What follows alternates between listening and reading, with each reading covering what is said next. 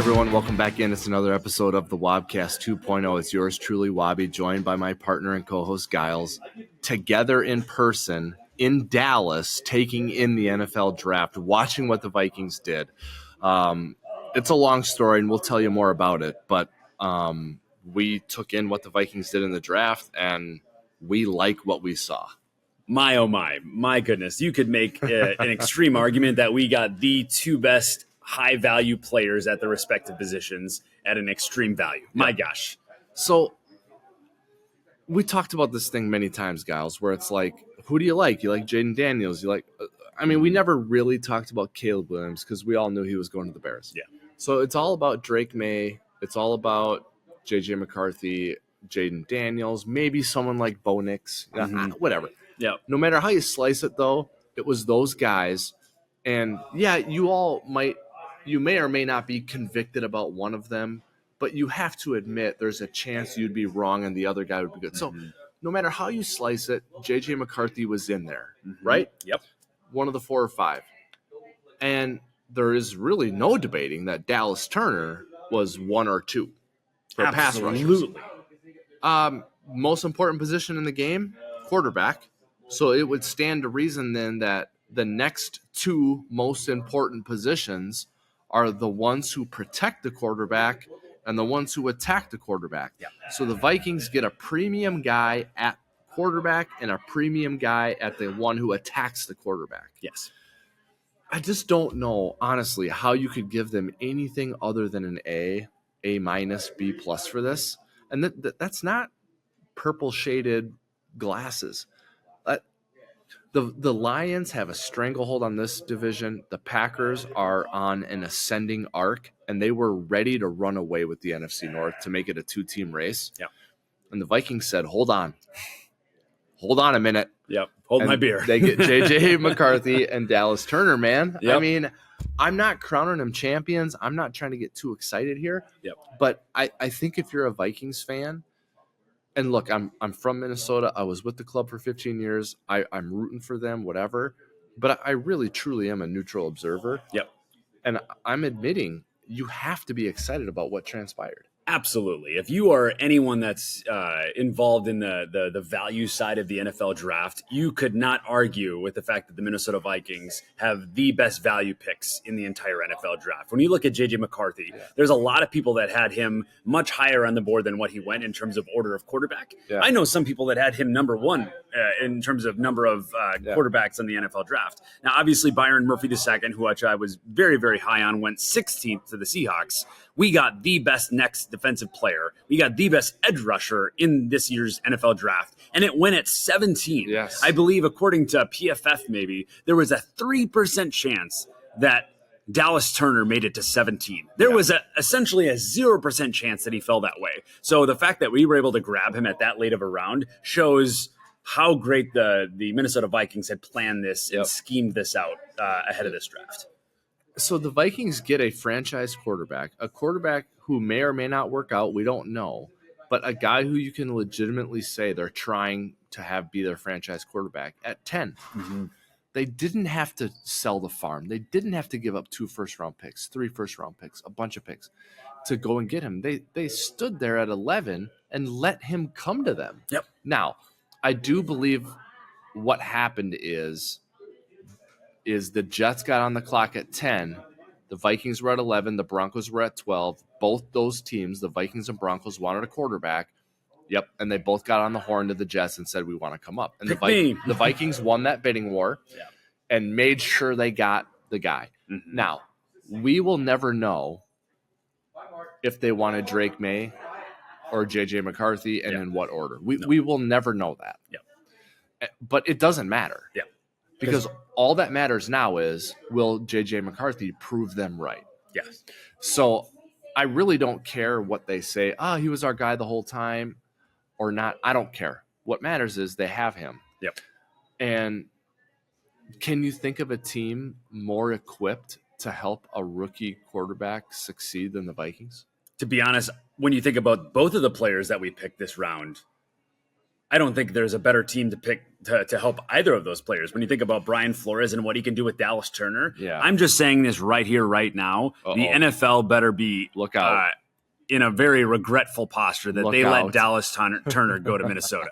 This will be something that the entire NFL regrets. Why in the world did we let Dallas Turner go to the Minnesota Vikings? And when you look at J.J. McCarthy, this is the best infrastructure for a rookie quarterback. A lot of teams, they let themselves stumble into a dumpster fire posture and they say, well, let's get a quarterback to save ourselves. We have a great roster, and now we're throwing a great quarterback on top of that. Yeah. So we're really in a great position. And really, when you look at it, there's a pretty strong argument to be made that we just pulled a Houston Texans move. Last year, the Houston Texans were praised for getting their rookie quarterback and nailing it, and then trading up to go get Will Anderson and getting two of the most important positions in football, right 1 and right 2, position 2 and position 3. And they had the rookie or the offensive rookie of the year and the defensive rookie of the year, and they were praised. You could make a pretty strong argument that the Vikings just pulled those value picks in this year's draft. Maybe a different positioning, but we maybe got the best quarterback and the best edge rusher in football. We just pulled the Houston Texans. So now it didn't come at no cost. It came at a cost. Absolutely. Okay.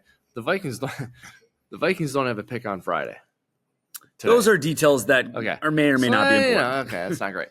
I don't think they have many picks left for next year either, although they do have their first round pick.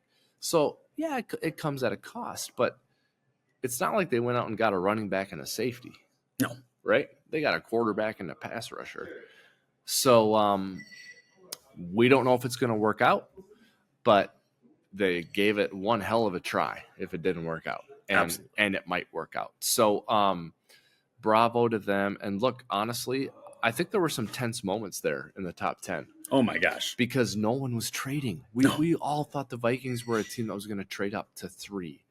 Maybe Arizona would get weird and want to trade, but definitely the Chargers. And then when that didn't happen, it's like, well, they got to move up with Tennessee. And nothing was happening until the Jets get on the clock, and I'm sure the phones were going crazy. So we'll see if it works out. We won't know for a year, 2 years, whatever. But for now, kudos to the Vikings and the way that thing unfolded for them. We're in Dallas. We're in Dallas on business. We're in Dallas on pleasure. But at the end of the day, we came here to watch the NFL draft.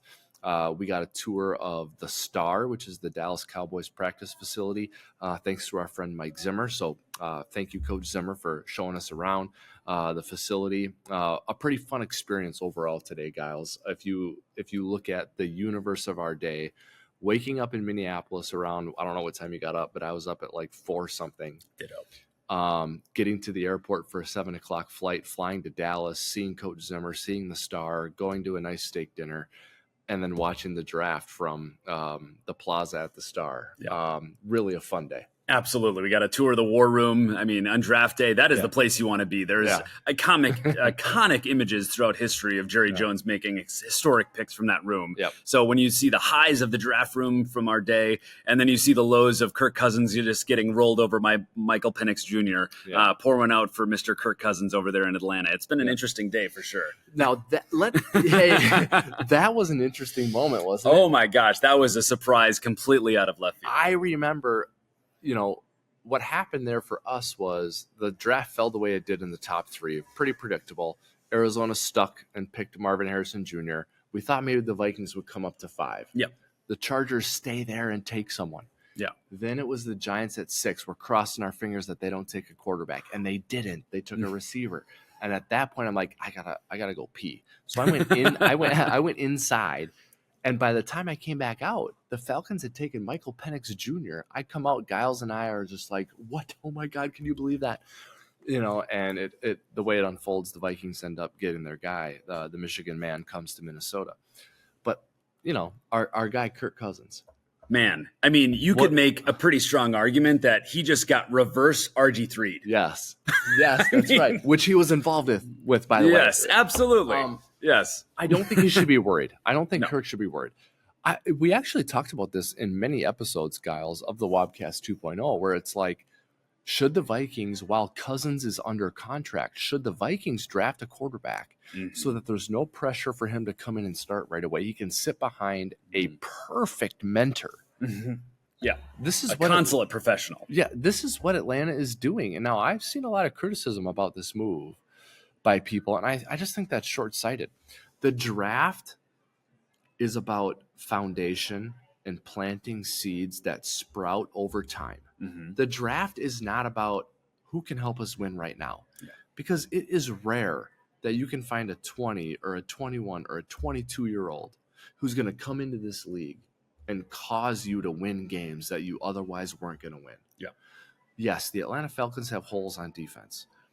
But if you look at the value add of just one of those holes being filled by a 22-year-old or a significant position, quarterback, being populated by a young prospect who can be grown organically, I think the value add is much greater with Penix Jr. than it would have been with some stud on the defensive side. Especially if you were to mimic something like the Green Bay Packers. A lot of people criticize them picking a quarterback in the first round when they had significant deficiencies at wide receiver. A lot of people complain that they were throwing away their Super Bowl window, but ultimately it looks like they may have hit on another quarterback. Yes. And they were long-sighted enough to make sure that they prioritize that position in the right timely fashion, and it's working out for them. I really like what Atlanta did there. I get it. They're gonna get killed for it. And they should just water off a duck's back, man. Yeah. Okay, so 2 thumbs up on the Vikings. We kind of like what Atlanta did. There were some other surprises. Anything else notable from the first round before we sign off for now? Ultimately, I know a lot of people were projecting Marvin Harrison Jr. to the Cardinals, but I really thought Malik Neighbors would go number 1. So kind of an interesting thought for me, but ultimately I think the rest of them were interesting. Lastly, I was really hoping we could get Byron Murphy Jr. Or the second rather. Went 16 overall and we went 17. So, RIP for that opportunity. But ultimately, I'm very excited to get Dallas Turner in the building in Eagan. We have been vocal about, hey, who's going to rush the passer for the Vikings ever since Zadarius Smith was not brought back. The Vikings got a pass rush now. I mean, you have 3 solid pass rushers if you look at it this way, all under multi-year contracts, assuming that Dallas Turner signs the way we hope he would. This is a great draft from picks like 15 overall to 60 for defensive help. Mm-hmm. So if you're a team needing defensive help in this draft, you're in great shape. Unfortunately for the Vikings, they don't have any more picks tomorrow. So I'm bummed out about that because I believe 23 or 24 of the picks tonight were offensive players. Yep. So a lot of good defensive players have been pushed down the draft board. So if you need help on defense, this is a good spot for you. But the Vikings, for the most part, I believe, are going to be done until Sunday. But that's okay because they made some hay tonight. So and we're happy about it. Yeah. Like, subscribe, and follow the Wobcast 2.0. You can do that wherever you do that with all your other favorite football content and podcasts. Gyles and I, we're heading back home tomorrow. But we've had an awesome trip here in Dallas. We thank you all for watching and listening to the Wobcast 2.0 Draft Day edition from Dallas. On behalf of my partner and my co-host, Gyles, this is Wobby signing off for now. Until next time, Skol Vikings.